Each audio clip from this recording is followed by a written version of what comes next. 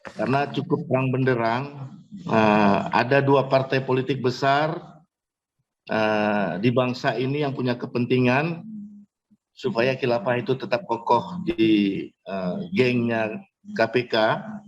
Sebelum melanjutkan, kami beritahukan kepada Anda, konten ini berisi narasi atau informasi dari berbagai sumber yang sedang banyak diperbincangkan di media sosial yang bisa Anda perdebatkan.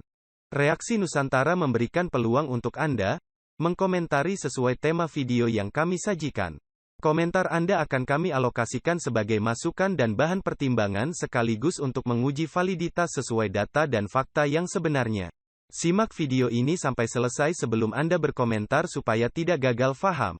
Komentar Anda akan sangat bermanfaat dan efektif mengedukasi untuk membedakan antara berita hoaks dengan fakta yang sebenarnya. Bagikan link reaksi Nusantara ke media sosial lainnya supaya mereka juga bisa berbagi informasi bersama kita semua. Yang perlu diperhatikan, reaksi channel tidak melayani komentar Anda yang belum subscribe. Terima kasih dan salam damai untuk Indonesia bersama reaksi Nusantara. Kami memberi, dan Andalah yang menilai. Mantap. Wah, ini dia ini. Mantap. Ajar Pak. Haleluya, Pak Bud ini. Haleluya. Jangan nanti Ini sedang tidur-tiduran mengawal terus, Pak Pak. Nanti Jenderal ini. ketiduran. Nanti ketiduran lagi disorot sama Pak Paul. Ya, teman-teman. Jadi sebenarnya nggak ada yang bisa disembunyikan lagi lah mengenai PGI ini. Karena cukup terang benderang, ada dua partai politik besar di bangsa ini yang punya kepentingan supaya khilafah itu tetap kokoh di gengnya KPK. Iya. Jadi mereka lagi atur posisi, mereka lobby PGI melalui ada 3 orang yang di KPK itu orang Batak, kemudian mereka itu Kristen. Mereka dikasih input oleh dua partai besar ini bahwa kita harus pakai PGI ini menyatakan bahwa khilafah itu nggak ada di KPK. Buktinya PGI aja bela yang 75 ini. Nah, ini lucu bagi saya. Waduh, ini berarti lobbynya berhasil ini. Ada rujak pecar yang beredar ini. Ada rujak pecar yang beredar. Rujaknya huruf besar, pecelnya huruf kecil. Warna biru. Wah, jadi begitu ini beredar, ternyata dalam 2 hari ini rujak pecelnya beredar lebih besar lagi. Ada 70 triliun uang negara yang digelontorkan untuk kawasan Danau Toba. Ada hampir 40 triliun digelontorkan untuk kawasan food estate di kawasan Danau Toba. Kemudian ini mau seminar ini 2-3 hari ke depan, PGI menjadi pembicara supaya pabrik bubur kertas terbesar di Sumatera Utara ini minta ditutup. Indorayon. Iya, Indorayon minta ditutup. Dan PGI menjadi pembicara. Ini urusannya gereja, urusannya berpolitik itu. Mana benar ini. Bukan teman-teman, bukan itu masalahnya. Lobby dari 3 partai politik ini karena rujak pecelnya bagus mereka terima, mulai diberedarkan lagi. Ini ngeri sekali nih. Jadi sebenarnya Dewan Gereja Nasional atau ARAS Nasional, kita harus cepat komitmen itu dikembalikan ke kandangnya. Jadi ARAS Nasional itu boleh suratin Dirjen Bimas Kristen bahwa PGI ini tidak lagi berjalan di rel yang ditetapkan oleh undang-undang untuk membina semua denominasi gereja. Mereka dilobi oleh 3 orang ini, dan Baswedan menyatakan bahwa mereka nasionalis, dan saya kagum kepada Pak Firly. Kenapa kagum? Dia berani di tanggal 1 Juni ini mereka dilantik. Ini dahsyat ini. Ini dahsyat. Ya. Nah, ini hebat ini. Ini dipaksakan akan cerita. Itu cara yang sangat istimewa. Rontok itu giginya PGI. Rontok. Tapi lobby sudah berjalan. Rujak pecel sudah beredar. Nanti saya share ke melalui Pak Jenderal aja, supaya Pak Jenderal kasih ke Pak Paul, karena mereka mau buat seminar besar supaya perusahaan bubur kertas ini ditutup, dan tadi siang ada lobi baru lagi supaya PGI juga menggusur semua kerambah terapung yang ada di Danau Toba. Ngeri nggak? Ini sudah jadi 3 nih rujak pecelnya beredar ini. Ekonomi udah tuh. Nah, Boleh sementara kasus kita di Bogor belum selesai. Kasus nomor 26, komennya dia bilang tidak terdaftar. Jadi pantas saja kalau saya bilang, Pak Paul bilang dia bukan pendeta saya, tidak terdaftar di gereja saya. Jadi Paul, ini saya anggap Pak Paul ini Menteri Luar Negeri minoritas dari yang minoritas di bangsa inilah. Siapa? Bukan presiden minoritas. Jadi itu dulu Pak Paul. Satu tambahan yang sangat singkat. Sejak kecil semua umat Kristiani di bangsa ini mereka mendengar 5 kali sehari azan itu. Tetapi tidak ada satupun orang Kristen pindah menjadi ikut mereka karena mendengar azan. Benar nggak Pak Paul? Iya. Tidak pernah kita dengar ada orang menjadi mualaf karena dengar azan. Ya. Tapi mereka mualaf karena perkawinan. Karena A, pangkat, B, dan seterusnya. Jadi bagi saya yang recok-recok kayak tadi itu menjadi serigala berbulu domba atau macam mana domba berbulu serigala, kita nggak usah peduli Pak. Jadi nggak usah basa-basi lagi Pak, karena itu mengganggu komunikasi kita di Zoom ini. Jadi tanpa ada komando teman-teman, Bapak outkan aja dulu Pak. Atau Bapak kasih mute dia punya suara, dia biar ada di sini untuk dengar. Jadi yang di outkan cuma suara dia Pak. Gitu aja Pak. Tuhan Yesus berkati Pak. Luar biasa. Amin. Lanjut Pak Paul. Ya, koruptor bukan Oke, sekarang. dilanjut prajurit lawan Kristus negara, dulu nih, biar kelar dulu nih, satu-satu dulu, prajurit Kristus. Ya, koruptor Halo, adalah Pak sekarang Paul. pengkhianat Pancasila. Ya, prajurit Kristus. Salam Pak Paul, salam semua kawan-kawan di YouTube juga, semua Shalom. kawan-kawan hebat di Zoom ini. Ya, saya sependapat tadi dengan Pak Sori Suwanto dan juga Pak Ardiansa Bangun. Kita bicara-bicara seperti begini luar biasa, tapi kalau tidak ada langkah yang kita lakukan percuma. Seperti Pak Suresanto tadi bilang, itu setuju saya. Kita lakukan petisi Pak Paul. Nah, kita ada 92 orang di sini. Kita bikin petisi, turunkan ketua PGI. Atau bagaimana?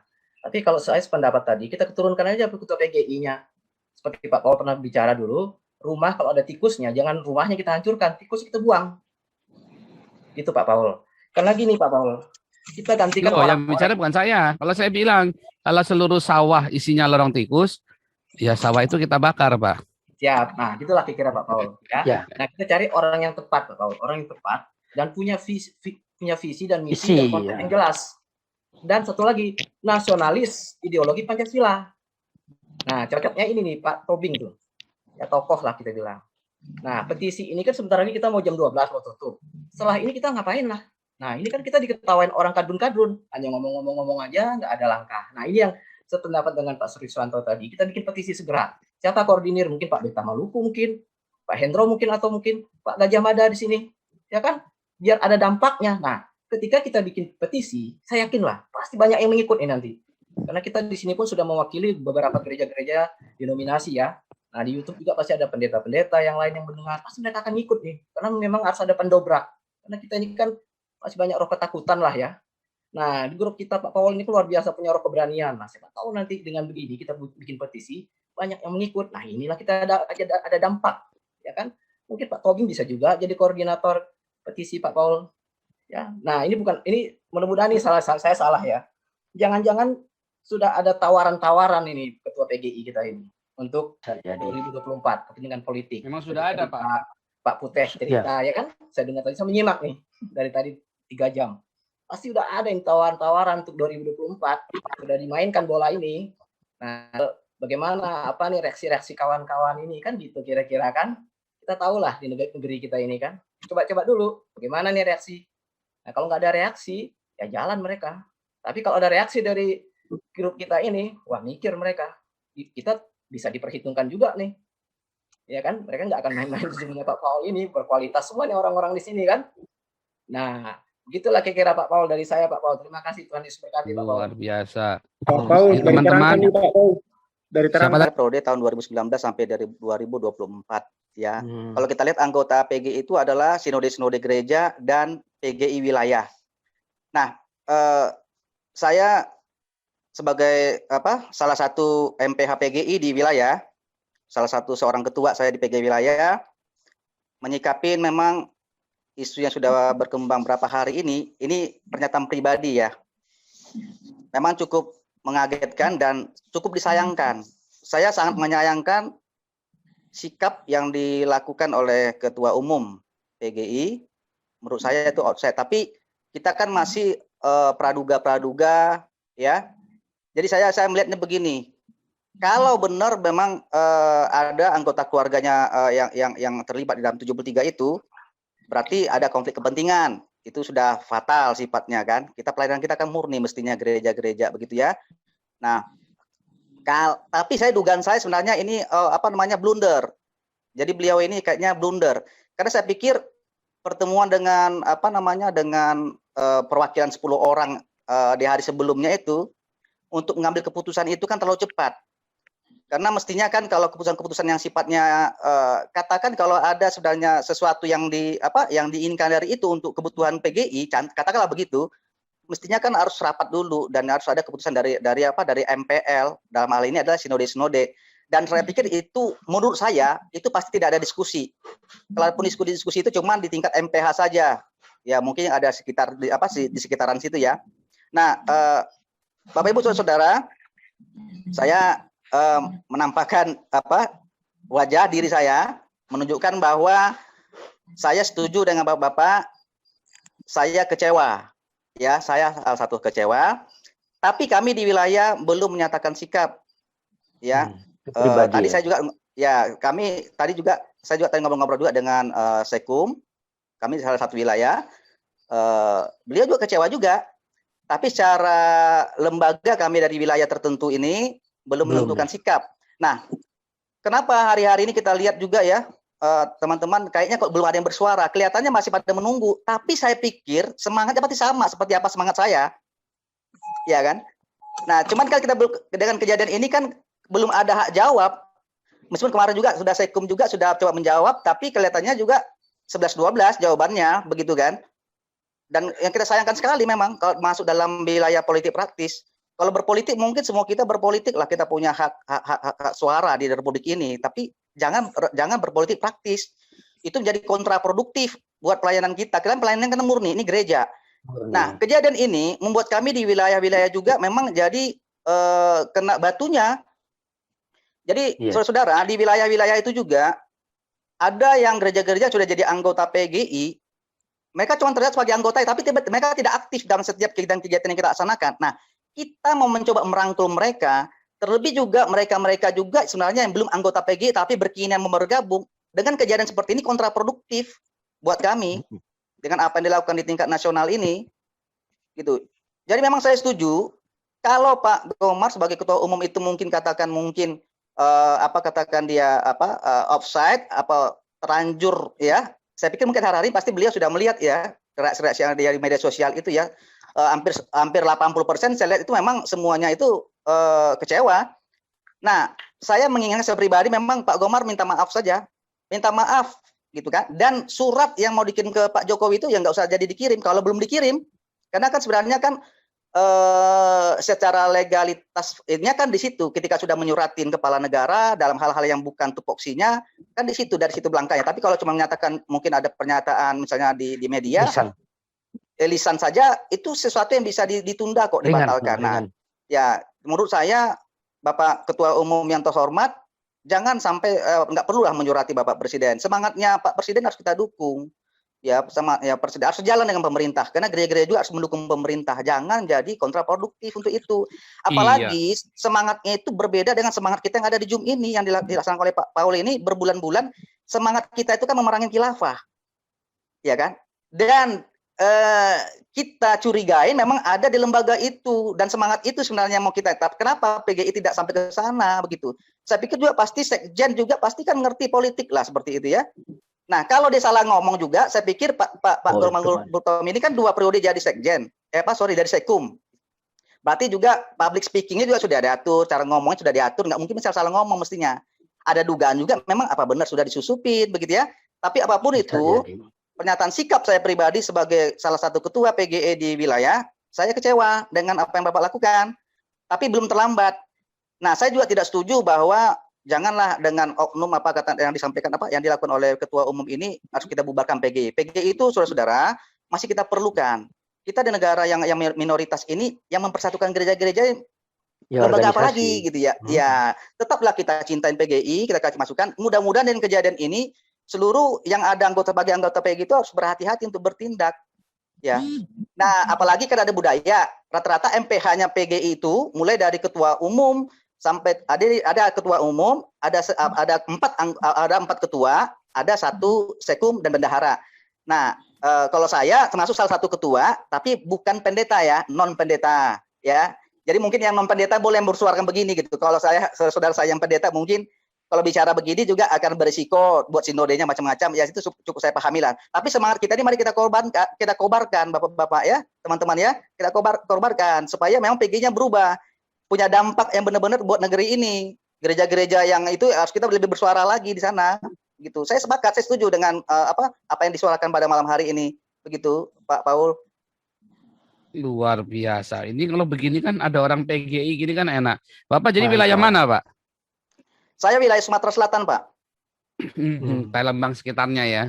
Ya, tapi saya belum terlalu banyak apa. Saya juga baru 2 bulan jalan 3 bulan lah dilantik. Saya mau tanya, Pak. Iya, Pak, silakan, Pak. Sepengetahuan Bapak, berapa banyak teman-teman di PGI yang setuju dengan tindakan keputusannya Pak Komar ini? Misalnya contoh begini, to the point aja gini kan, karena kemarin sempat mengatasnamakan pengurus dan beberapa pengurus yang di Jakarta nampaknya juga tidak bereaksi atau bahkan mendukung ya kalau saya lihat ya. Ya. Kalau kita lihat Pak ya, perjuangan ini berat Pak sebenarnya Pak ya. Karena secara organisasi sebenarnya ada satu langkah sebenarnya itu sidang istimewa. Nah, syaratnya sidang istimewa itu adalah MPL itu kan sinode Pak ya. Itu sepertiga dari anggotanya yang pada hari ini 91 bisa meminta dilakukan untuk sidang istimewa untuk membahas isu-isu yang strategis begitu. Cuman itu satu langkah Pak secara anggaran dasar yang bisa dilakukan. Tapi kalau kita lihat memang beliau ini kan dari gereja besar, dari HKBP. Nah, kemudian juga banyak pengurus-pengurus juga dari seluruh wilayah itu yang ada 27. Daerah-daerah itu kan rata-rata juga banyak juga dari HKBP juga. Jadi sebenarnya saya tidak mendahului, tapi menurut saya memang ya agak rumit, agak susah. Cuman yang bisa saya harapkan itu ya Pak Gomarnya ya minta maaf lah dan tidak usah dilanjutkan lagi begitu. Saya pikir Pak, begitu Pak. Betul. Dan mari sama-sama kita dukung PGI ini Pak. Kalau memang ternyata itu adalah sebuah skenario, apa mungkin Pak? Terlalu jahat buat saya Pak untuk seorang pendeta melakukan itu. Jadi kita akan banyak, Pak. Ya. Jangankan cuma sekedar itu Pak. Ini real, bukan terlalu jahat. Saya ini ketemu banyak pendeta yang seperti itu Pak. Ini real, pecel sudah beredar. Iya Pak, apalagi kalau uang besar dengan kepentingan tertentu atau makanya tadi kan sempat saya tanyakan ke Bang Ferdinand Huta Hayan, mungkin nggak kalau PGI ini sudah dibeli, maksudnya pengurus ini ya dibeli oleh khilafah, pengurusnya lah. Kalau kita bilang PGI katanya inilah kita karena kita namanya pengurus kan mewakili PGI begitu, walaupun yang di bawah ternyata marah-marah seperti Bapak sampai mungkin bereaksi keras misalnya kan. Tetapi intinya kan pengambil keputusan ini kan Pak Komar CS. Mungkin nggak kalau mereka ternyata sudah dibeli? Ini Pak, kemungkinan itu pasti selalu ada Pak. Kemungkinan itu pasti selalu ada. Tapi kami kan tidak terlalu buru-buru juga Pak ya. Dari gelagatnya Pak, dari gelagatnya setiap harinya dalam waktu berwacana, meeting nasional, menggiring opini, kan kelihatan Pak. Gaya hidupnya bukan gaya hidup pendeta. Jadi begitu sejak 2019 akhir, gereja itu banyak yang offline, sehingga apa? Income untuk mereka menutupin gaya hidupnya kacau. Akhirnya yang begini-begini ada lobby-lobby kepentingan tersembunyi. Mereka menikmati rujak pecel dari bawah, dari atas, dari mana-mana, sehingga gaya hidup mereka tidak bisa jalankan. Ya. Kan ini Ya, ini- artinya Pak Putih memang semua itu memang duga-dugaan itu bisa benar bisa tidak. Tapi makanya itu Enggak, Pak, saya Pak, kita ini lihat real, dulu. Pak. Enggak Kita juga, kita Pak. lihat Ini dulu real. berapa hari ini perkembangannya seperti apa. Kan belum ada hak jawab juga Pak dari mereka. Dan di media sosial itu sudah ribut loh, Pak. Pak, saya ditawarkan ikut jadi pembicara di Danau Toba, Pak. Saya tolak. Rujak pecelnya gede, Pak. Saya disuruh buat, dengar Pak ya, saya disuruh buat Iya, pengganti jaring terapung. Saya disuruh buat kolam air tawar, Pak. Supaya semua fasilitas yang ada di jaring terapung itu, saya pembicaranya, Pak. Saya dibiayai, Pak, untuk buat kolam. Saya sudah buat kolam sekarang di sini, Pak. Di Jakarta saya buat kolam. 14 hektar saya buat kolam, Pak, di Jakarta ini, Pak. Iya. Saya piara udang lobster di darat, Pak. Saya pelihara ikan gerapu di gunung, Pak. Ikan gerapu itu air asin, Pak. Makanya sekali-sekali siapa yang ada di sekitar Cilengsi datang tempat saya. Saya tunjukin. Macam mana lobster air tawar itu saya pelihara di darat, Pak. Nah, di Gunung Salak lagi persiapan, Pak. Kita pelihara ikan gerapu di Gunung Salak, Pak. Ini teknologi Israel, Pak. Saya nikmati, Pak. Kita airnya, Pak, nggak perlu ambil dari air sumur, Pak. Itu air tawar di Danau Toba untuk apa, Pak? Air tawar Danau Toba untuk apa tujuannya? Ya, kita jangan membahas itunya, Pak. Kita langsung supaya jangan melebar kemana-mana. Oke. Kita harus dalam 10 menit lagi selesai. Silakan. Ya. Pak Putih, apa alasan Pak Putih menolak berbicara di Danau Toba, Pak? Karena ada rujak pecel beredar untuk kepentingan tersembunyi, Pak. Kalau itu bicaranya untuk bisnis yang kebetulan hasil kerja Pak Putih kan nggak salah. Apa hubungannya Nggak bisa, Pak. dengan yang Mau Pak diplesetkan untuk kepentingan tersembunyi, Pak. Nggak bisa, Pak. Artinya, Pak? Ini sebagai pendeta saya menolak, Pak. Ya Bapak bicara dengan apa persepsi Bapak tanpa menerima rujak pecel, Pak. Gitu aja lah. Saya bicara di forum. Yang Nggak, maksud saya bicara di forum saya itu. sudah jalan, Pak. Ya, Yang tanpa bicara di rujak forum pecel, itu. Yang bisnis rutin saya kerjakan, Pak. Bukan, Tapi Pak, maksud saya. di dalam forum itu saya diminta untuk mengikut plot mereka, Pak. Nggak mau saya, Pak. Karena Ya, Bapak ada Bapak bicara di forum itu tanpa rujak pecel. Satu-satu bicaranya dulu. Oke, ini mulai Jakarta Sihol dulu. Apa pendapatnya? Mengapa? Oke, baik. Jadi begini, maksud saya, ya, kalau kembali ke masalah PGI ya, saya sebenarnya setuju ya dengan reformasi PGI, ditentukan kriterianya. Saya sebenarnya tertarik dengan strategi Presiden Jokowi, bagaimana beliau menempatkan yang namanya Budi Gunadi Sadikin sebagai Menteri Kesehatan. Ya, saya lihat Presiden Jokowi menempatkan Menteri Kesehatan, kenapa bukan seorang dokter? Karena memang situasi yang dibutuhkan itu bukan seorang dokter. Situasi yang dibutuhkan itu adalah orang yang jago manajemen, yang punya pengalaman lobby luar negeri segala macam, sehingga bisa mendapatkan vaksin secara murah dan mendistribusikannya. Dan itulah Budi Sadikin. Fungsi medisnya di mana? Ya wakilnya. Nah sekarang konteksnya di PGI itu, mohon maaf ya ini Pak Guru Panjus, kayak tadi Pak Ketua itu ya, yang bukan pendeta. Apa sih konteks yang kita perlukan sebagai organisasi Kristen sekarang terhadap kepentingan bangsa? Itu bukan dogma mengenai Kristiani, tapi orang yang Pancasilais, berani, dan nasionalis. Dialah yang menjadi ketua ataupun menjadi minimal sekjen. Mengenai dogma nanti ada sendiri, tenaga ahlinya atau ketua dogmanya atau apalah, saya nggak ngerti gitu. Tapi sebagai organisasi yang menaungi Kristen, itu harus dengan kondisi sekarang orang-orang tipikal yang itu. Makanya di live chat saya bilang yang paling cocok sekarang ya Pak Tobing, atau kalau perlu Pak Paul kan. Tapi saya serius mengenai hal itu, yang mengenai kriteria itu. Itu mungkin dari saya, Pak Paul. Terima kasih. Iya. Kemudian Oke, Pak Paul, kalau Pak Beta Maluku mungkin apa, Pak? Iya, Pak Paul. Ya, Pak Putih tadi kan bicara dia menolak dijadikan pembicara karena bayarannya besar.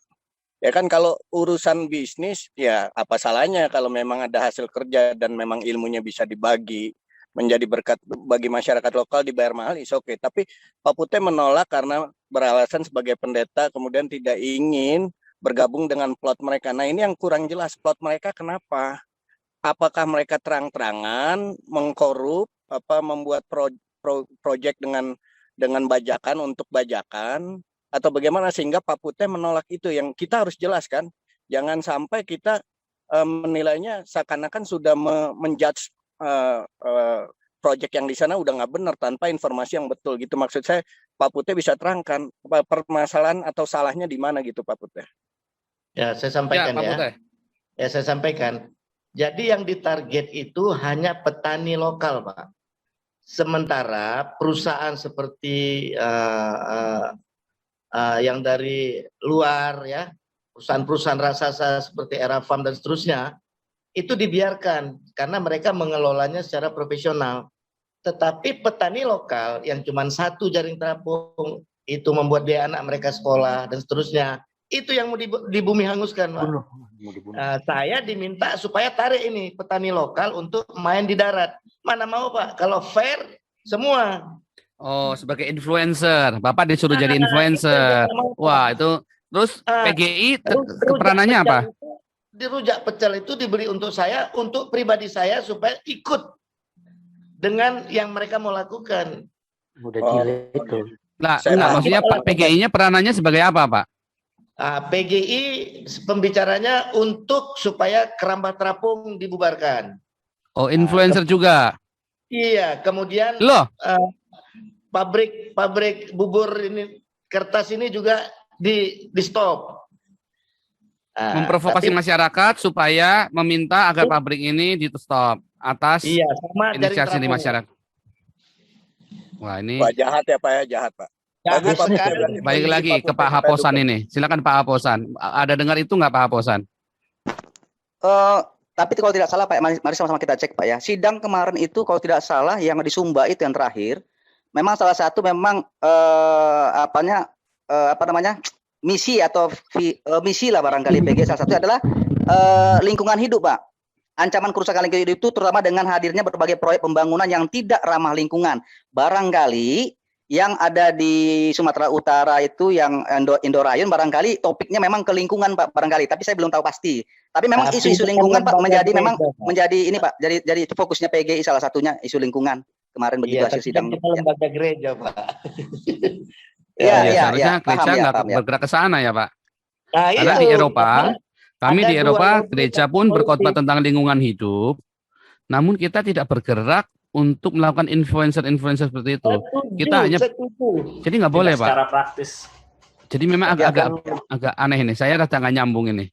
Kalau PGI punya program itu memang agak mencurigakan. Jadi salah satu itu kalau kita lihat memang tentang hubungan dengan pemerintahan, salah satunya Sidang Raya menggarisbawahi pentingnya PGI memperkokoh hubungan kemitraan yang kritis dengan pemerintah, khususnya dalam hal legalisasi dan advokasi bagi ketidakadilan antara lain menyangkut perdagangan manusia, pembangunan yang perlu kepada kesejahteraan rakyat, perlindungan dan kebebasan beragama, perlindungan perempuan dan anak, ancaman kerusakan lingkungan hidup terutama dengan hadirnya berbagai proyek tadi yang saya sebutkan tadi Pak. Jadi ada isu lingkungannya. Barangkali ya saya juga masih dugaan saya Pak gitu Pak. Saya belum mau berprasangka jelek. Iya.